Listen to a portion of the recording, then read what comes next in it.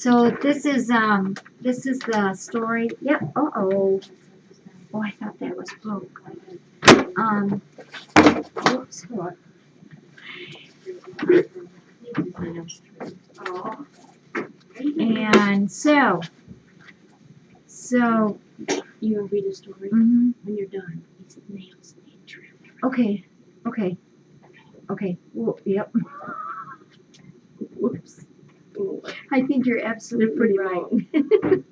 We'll trim them. We'll find it later. Okay. Well, or just put them in a pan and we'll do them. So Canton knows that we've been reading our stories. We've been reading this whole week of Christmas. Janet, Ann, or I have been reading some stories for you.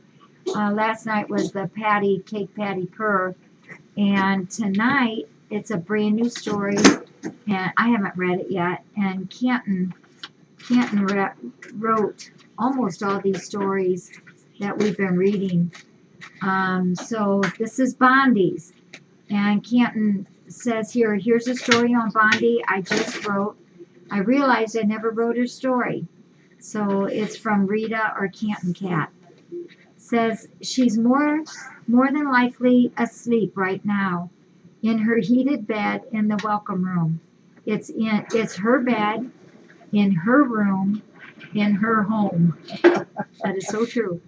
She is home, and for the rest of her life, this will be her home, filled with love, compassion, and tolerance. It wasn't too long ago she had no home. It was early May 2012, and this cat, whose age may never be known, so is simply put as old enough to have seen it all. Some people go about their days and watch the world go by, yet see very little. Then there are others who, regardless of what they are doing, can spot someone in need a mile away. Thank goodness and thank God the volunteers of FFRC have that special radar where they sense a cat in need and can pick it out from a distance. Out for a daily run, Jenny C., who is our volunteer, our photographer, who brings the faces of our beloved cats into our focus, spotted what she thought looked like a young black cat off in the distance. Most people wouldn't have spotted her. Some who did might have just kept on running, but not an FFRC volunteer. So Jen slowed down and made her way to the cat, who did not run away. She spoke softly to the cat, called her husband, and said, "Come pick me up and bring a cat carrier." Spouses of volunteers know when the call comes, they best be on their way and do as told. Jen was able to get the cat to come closer to her and picked her up. It was at that moment she realized this was not a kitten, but an adult cat that was little more than skin and bones. Jen and her husband rushed her to FFRC, and Jackie immediately began treating her and bathed her. She weighed less than 5 pounds.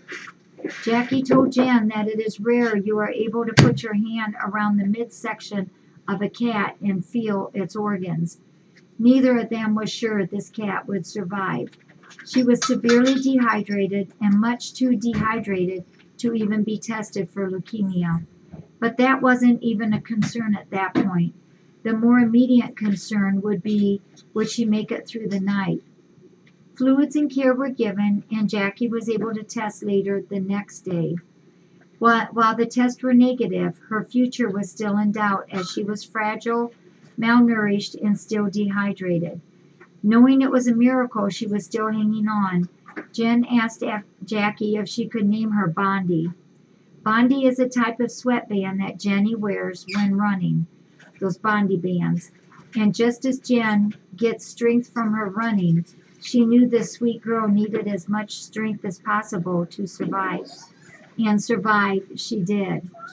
She spent most of her first few months in Dodger's Pen, using the stairs a web camera had donated to climb in and out when she wanted. As she gained strength and would make her way around the center, something became very clear about this old girl. Other cats are not to her liking. She growls and hisses and generally makes it clear to all, "Get out of my way or you will feel my wrath." So one day she made her way out to the welcome room, found a heated bed she liked, and the transformation in her personality was amazing. She was happy and stress free.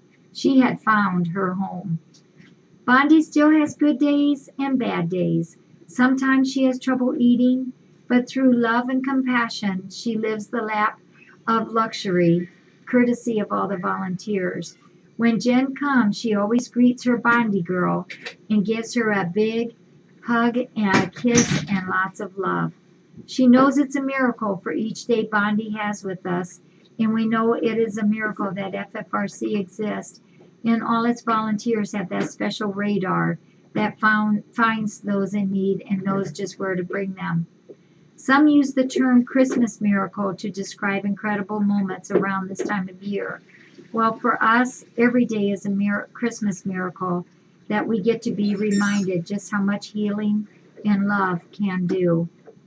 Merry Christmas, Bondi girl. We're so glad you're home. Yeah, when Bondi came, you guys might remember the picture I put. She was like this thin going down.